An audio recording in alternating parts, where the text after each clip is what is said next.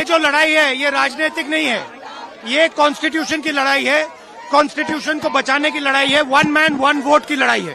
इसीलिए हमें अभी टीवी पर जो सवेरे से चल रहा है वो देखकर ये सोच रहे हैं कि विपक्ष के सांसद सड़कों पर क्यों बैठे हैं, उनके खिलाफ बैरिकेडिंग क्यों की गई है, उनको गिरफ्तार क्यों किया गया, बात क्या है।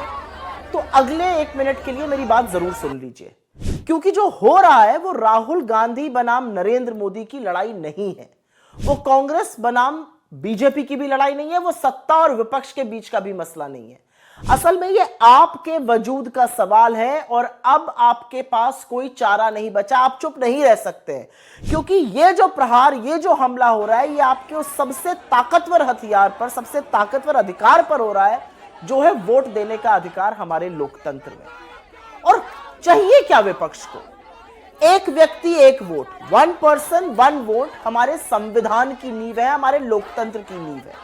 एक साफ सुथरी वोटर लिस्ट स्वतंत्र और निष्पक्ष चुनाव की नींव है, इस पर भी कोई दो राय नहीं है। एक ऐसी मतदाता सूची जिसमें कोई डुप्लीकेट नाम ना हो, जिसमें नकली फर्जी पते ना हो, जिसमें फर्जी डिटेल ना हो, वो हर भारतीय का हक है, इसमें भी कोई दो राय नहीं है। तो चुनाव आयोग से हमारी मांग क्या है? यही तो मांग है कि डिजिटल वोटर लिस्ट उपलब्ध करी जाए जिसका सार्वजनिक रूप से ऑडिट हो सके। एक ऐसी डिजिटल कॉपी दीजिए जो कि मशीन से पढ़ी जा सके और उसका एक ऑडिट हो सके।